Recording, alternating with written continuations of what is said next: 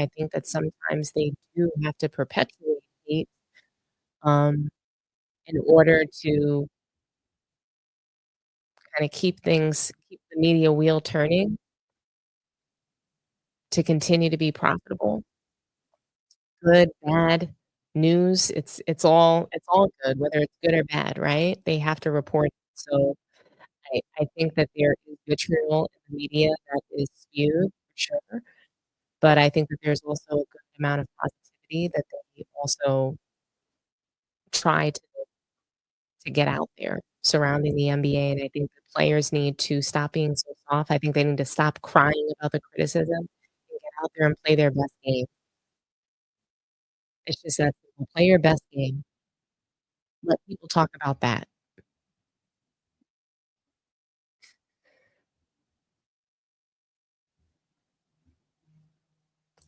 Speaking of best games, speaking of, all the things that we've talked about in the past, the NBA, the State of the Union, we've talked a lot about that, right? And we've spent a lot of time, I think, also talking about Adam Silver and the terrible job that he's been doing in the NBA.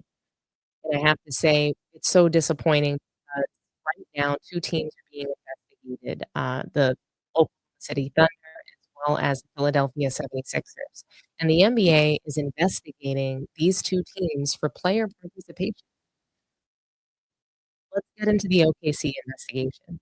So the NBA is investigating why Thunder sat all 5 starters for the same game, okay? And the Oklahoma City Thunder, they were able to defeat the Portland Trail Blazers by 18 points last Friday, but they did it without any of their 5 starters. The starting lineup is led by Shai Gilgeous-Alexander, obviously, but clearly the Thunder, they were okay without their starters, but the NBA is investigating the matter for potentially violating the league's player participation policy, according to ESPN. It was the 2nd game of a back-to-back, and this week, the Thunder had a stout schedule, including another back-to-back against the Denver Nuggets and a potential NBA Finals matchup against the Boston Celtics. They split with Denver and beat Boston on the road. Saturday also starts another back-to-back for OKC against the Pistons and Bucks, both of whom own playoff spots. The Thunder are 54 and 12, good for easily the top record in the Western Conference. It's easy to say they are playing the long game as they have the number 1 seed, all but clinched. However, the NBA has begun to crack down on load management for players. It was just the 2nd time Gilgeous-Alexander missed a game this season. He was also out due to what the team called rest. However, OKC did list injuries for the other 4 starters. 2 years ago, the Dallas Mavericks were fined $750,000 for sitting players in a game, but that had been in a rather clear effort to tank for a better draft pick. Later in 2023, the league voted in favor of a new player participation policy, which would restrict teams from resting a star player during a nationally televised game or for the in-season tournament games. The association was also set to investigate the Philadelphia 76ers amid Joel Embiid's absence earlier this season, and they are now being looked at due to Paul George and Tyrese Maxey missing games as the season continues to falter. Teams are not allowed to have any players stop playing long term unless they are dealing with injury. Well, it looks like that's been happening. Load management is something that's happening. So we wanna talk about this player participation policy, and we're conveniently investigating the Oklahoma City Thunder. But what about other teams that are doing this? You mean to tell me that just OKC and Philly are resting players? This is the Philly investigation. The NBA reportedly investigated their 76ers for player participation policy violations. A month to go in the NBA season, there are 8 teams. Conservatively, you could argue 10 more focused as an organization on lottery odds than winning games. Or to put it bluntly, they are taking with their eyes on Cooper Flynn. That means a lot of good players are missing games for dodgy reasons. The NBA is pushing those teams to keep their best players on the court. The league already fined the Utah Jazz $100,000 for Lauri Markkanen against the Wizards in other games, and shockingly, he was suddenly available for the next game after the fine. Now, Sean Charania of ESPN reports that both the Thunder and 76ers are being investigated for violating the league's player participation policy. The Thunder are not tanking. They have run away with the West at 54-12, but on March 7th, they sat 6 key players: SGA, Jay Williams, Chet Holmgren, Dort, Isaiah Hartenstein, and Keith Wallace. In what was still a home win over the Portland Trail Blazers. Only 2 of those players, SGA and Williams, meet the NBA's qualifications for star player under the league's player participation policy, and that qualification is an all-star for the last 3 years. But sitting that many players raise eyebrows. Still, this was a home game that was not nationally televised in the middle of a brutal stretch of games, so it's a little difficult to get worked up over OKC's decision. You have Ryan Stiles, he tweeted out or wrote on X, "The NBA is hilarious for investigating that Portland game. Common sense tells you everything you need to know. NBA forced them to go through a brutal post-ASB schedule and planted that game right before a back-to-back that the league wanted showcased. All but Shea dealt with alignments." I'm gonna say he meant to say ailments. I mean, the league is investigating Philadelphia for recent absences of players such as Paul George, Tyrese Maxey.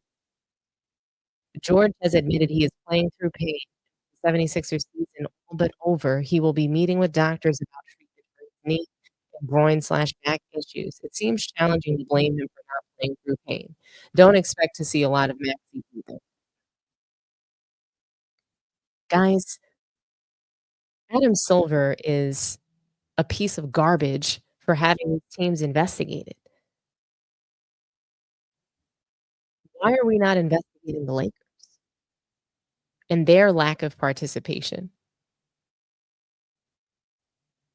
How are we not investigating LeBron James and his supposed groin injury? How are we not investigating all the times that LeBron James decided to sit out? What about the player participation policy he just took off 2 weeks? What about this guy taking off because he's, just eating too many, Twinkies? How come they're not investigating that? How come they're not investigating this? Did LeBron take a trip to the Balco Lab? Is that what he's doing? If he comes back for the Phoenix Suns game, are they gonna investigate that? How did you come back that fast from a groin injury? How?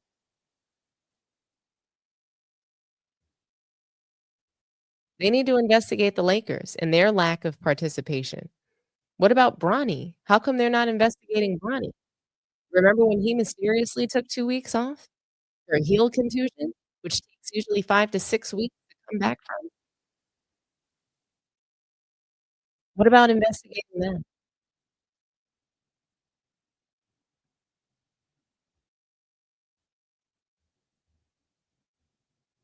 Why are the Lakers not being investigated? Call in, guys. Talk to me nice.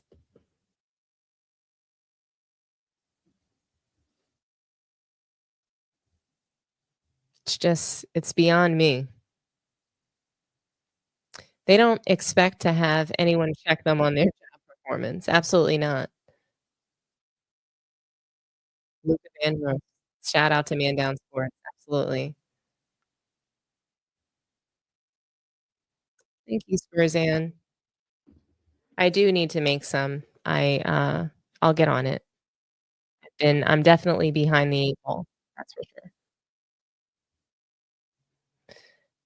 Do you remember when Silver fined the Pels Bulls for tampering in 2021 while turning a blind eye to LeBron and AD admitting to colluding with Russell Westbrook? Absolutely. I mean, the the double standard that exists for LeBron James, in comparison to the rest of the players in the league, I mean, they don't have to follow the rules. They're above the rules. LeBron, clutch sports, they are absolutely above the rules. They never have nothing none of the rules actually apply to them, ever. At minimum, it takes 6 weeks to heal from a groin injury. I agree.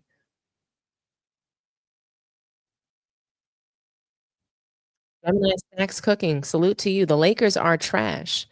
I agree.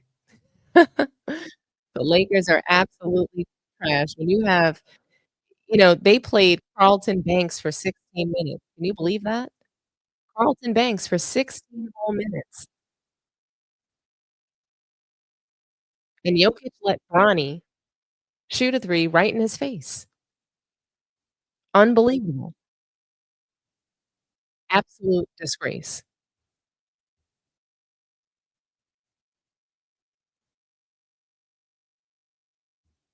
Here, I'll put the call number back up. Call in, guys. Talk to me nice. I have time for 1 call, so maybe you guys wanna nominate someone to call in today. Who do you guys want to call in? But we have time for 1 call. I'm sorry I didn't start the stream early enough.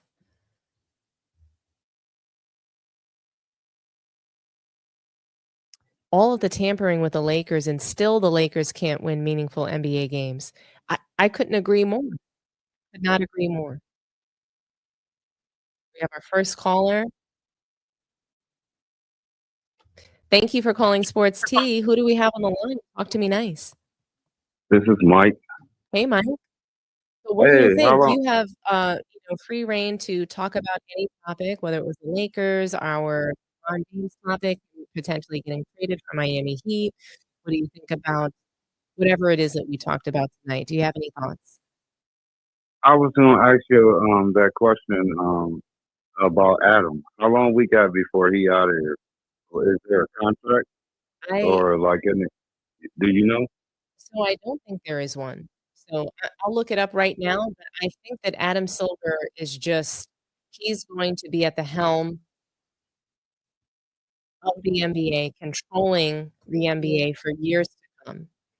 Really? Oh, so actually, I'm his contract goes through 2020. I'm sorry, 2030. So, Really? yes, the NBA, his contract extension has been finalized as of last year, actually. They finalized it in 2024, which will keep him as the NBA commissioner through the end of the decade until 2030. So, he did Great. have an extension before. It seems like he continues to be extended. So, his first Great. extension happened in 2018. I think that he will be extended. Everything that he's doing is the plan that David Stern had. NBA's been obsessed with the European market, so I don't think that this is just a David Stern thing. He's just carrying out the original plan. Hmm. Interesting. And if they Okay. remove him from commissioner, I mean, who do you want them there? Joe Dumars? Chris Paul? Like, who would be a good NBA commissioner? Those 2 people, it's not gonna happen. Adam Silver's going to remain the commissioner of the NBA. He's gonna keep getting extended, and it's all because they won't be able to continue the collusion of ownership that they currently have, which is an antitrust violation. So he's protecting Adam Silver is a lawyer at heart, and what he does, Hmm. he is there to protect the NBA and the ownerships from what looks to me like an antitrust violation. Hmm. Thank you. I appreciate it. You're very welcome. Thank you so much for calling in, Michael. All right. Take care. You too. Bye-bye. Bye. Alrighty, guys. It's been a pleasure to come in here and talk about the Lakers and LeBron, almost being traded and the what if surrounding his time in Miami. Um, and then, some more Stephen S. Smith quotes. And we talked about these investigations with Adam Silver. So I would love to hear more from you guys. Feel free to drop me a line in the comments. I always want to hear from you guys. And, I respond and I reply. So, hit me up. I do just want to read one super chat that we got from Cliff Hill. Salute to you, Cliff Hill, for the 4.99 super chat. I really appreciate you. That Carlton Hope gets me every time. Salute, Dom. I really appreciate you. Salute to you, Cliff Hill. Nice. For any of you that might have missed it, please smash the like button for me, get the likes up, let's run them up for me. Thank you so much for being here. Share the video. If you like sports tea and you like what we're doing and the content that we're creating and the conversations we're having here, share it out. Share it out on your Facebook, your Instagram, your X. Let people know, spread the word, and subscribe to the channel if you haven't done so already. Thank you so much for tuning in. Have a wonderful night. Happy Saturday.